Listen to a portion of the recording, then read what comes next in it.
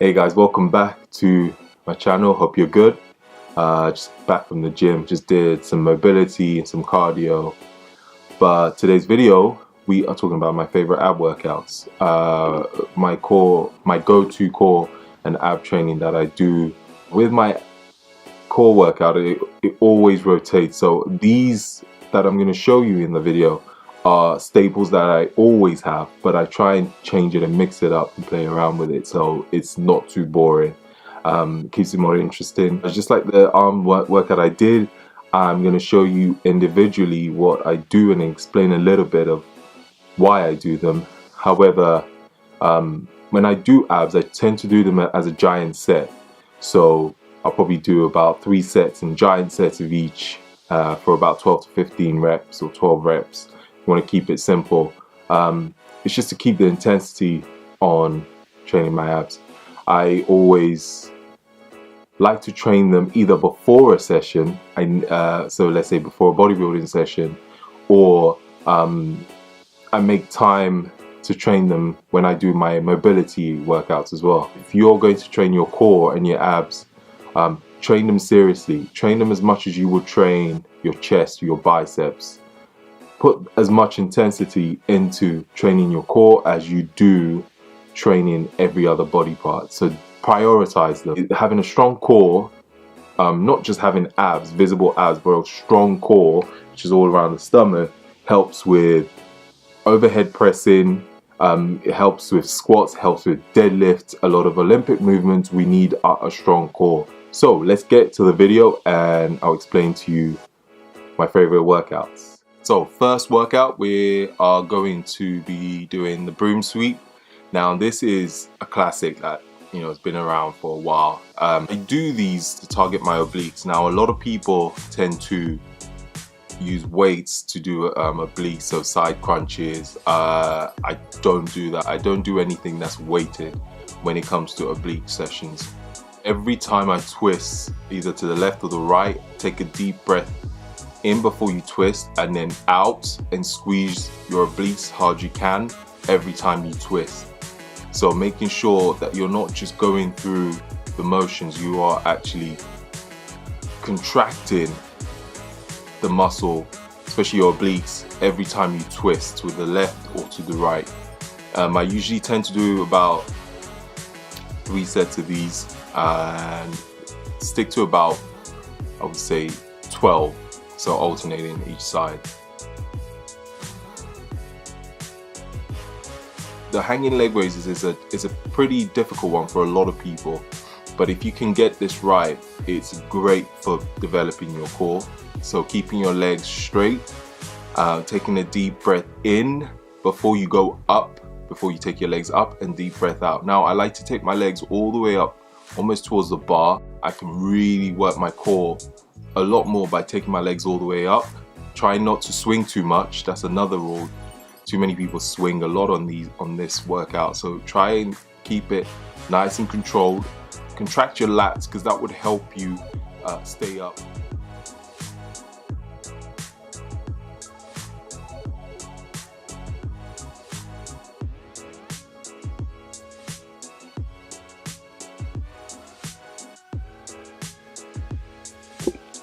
So next we have same thing again, hanging leg raises, but this time with your knees tucked, knees bent.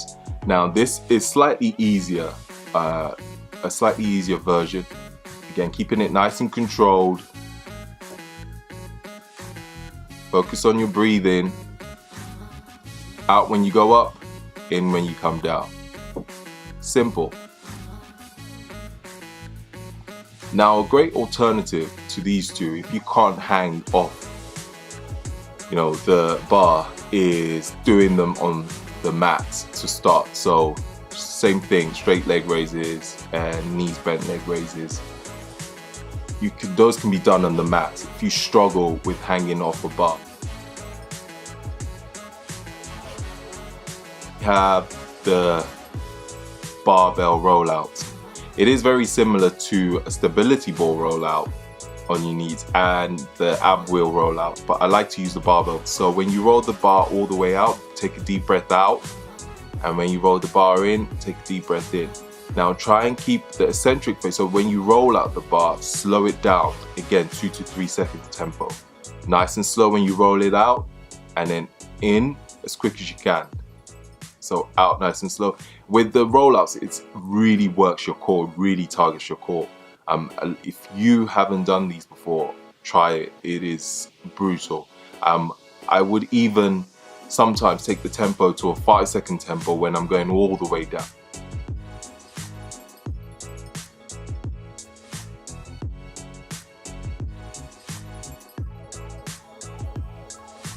Okay, so next we have the rings pike. Now this one is again a difficult one, but it really is one of my favorites when it comes to working my core and my abs as well.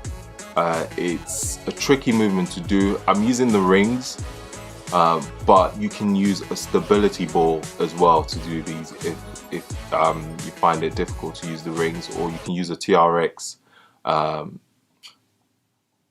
rope. With this, again, tempo is key.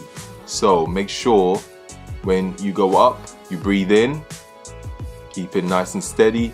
When you go out, you breathe out, and then you come all the way out. So you want to try and make sure that your whole body is aligned in a straight line when you come back down.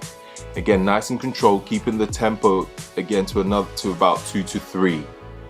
I would also, with where I place my hands, I always try and make sure that I place them shoulder width apart. But these are amazing for your core. So if you haven't done these, try them. You can start with a stability ball, and then you can, progress up to using the rings. Next, we come to the V-ups. Now this, you are going to be starting with your feet off the floor, your hands off the floor, as you can see in the video, and you will slowly try and bring those two together. So feet off the floor, hands off the floor, and come up and meet with each other. So deep breath in when you're down, and breathe out when you come up. When you breathe out when you come up, squeeze your abs. So deep breath in and out when you come up. Again, try and keep the tempo nice and controlled. No rushing it, no rushing the movement. That's one of the most important things I would say when it comes to core. Don't rush the movements.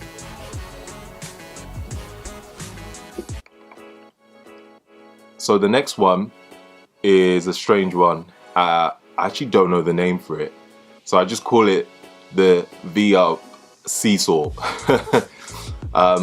This one, again, you start with, if you notice how I started in the beginning, crunched up almost into a ball, and then you open up and out into the V-up position as you you saw before. So feet off the floor, hands behind you off the floor as well, and you almost do you're almost going to be rocking back and forth without touching the floor, without your legs, feet touching the floor and your hands. So you're just in a rocking position. As you can see, my abs are continuously contracted throughout the movement.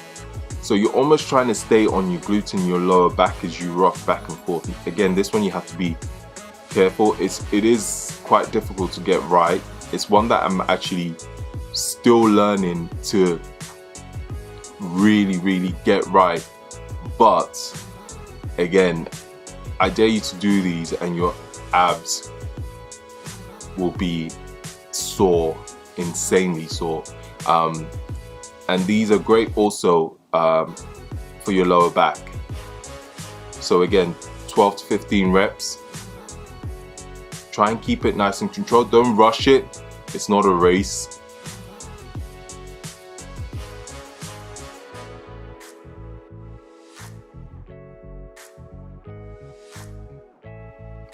So next we have the Superman, which is a great core workout that I love doing.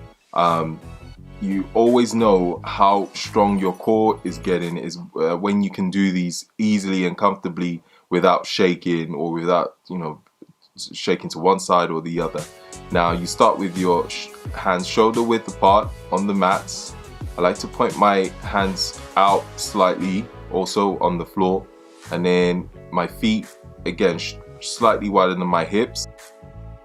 So you want to take up your right arm and your left leg at the same time. Now again, if this is one that I'm still trying to get 100% right, but it's far better.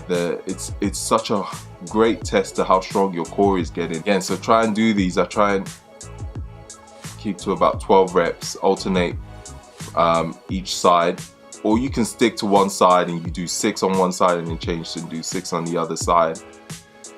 If you want to make this harder, someone told me to do this and I thought it was ridiculous, but close your eyes and do them. It makes it a lot more difficult, but actually makes you focus a lot more on the movement. What I've also done is put an easier version. So this one will be on your knees. Same principle. And then when you can really get the hang of it on the easier version, you can progress up to the harder version. So the Superman.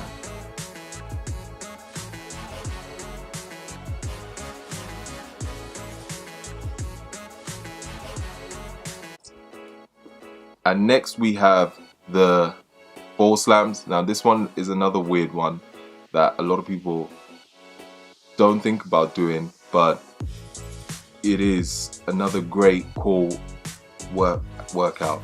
Now you're not just slamming the ball without any thought, so there's a point to this workout. So before you slam the ball, when you take the ball up, take a deep breath in, and when you slam the ball down, you want to crunch down with your abs and then slam the ball. You should be crunching in before you slam that ball down.